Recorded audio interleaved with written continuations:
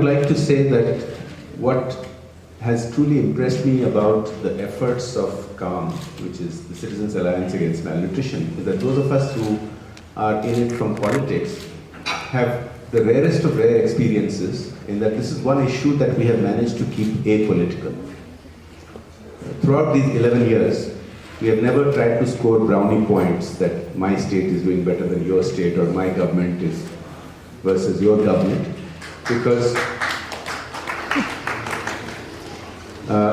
that has been the ethos from the beginning, that this is too important a matter to drag into politics and that we should work on it together. The reality is, while India has been improving over the years, the malnutrition has not been decreasing at the same pace. It is decreasing, but slowly.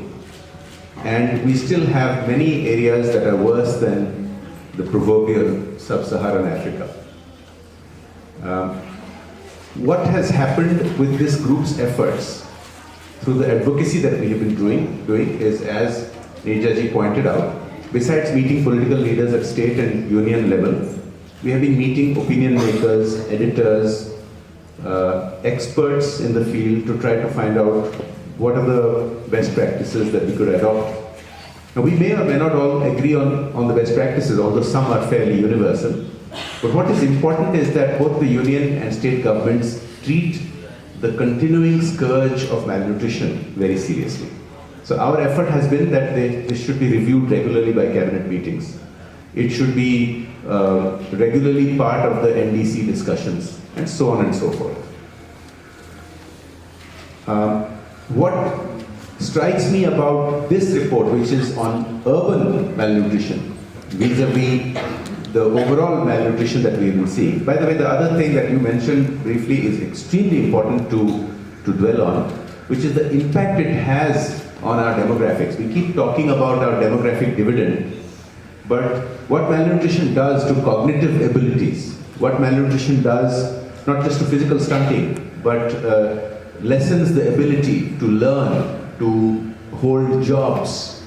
It has a proven impact on income throughout the life cycle of a baby, starting from birth if the baby has not had breastfeeding consistently, as Manoj was just pointing out.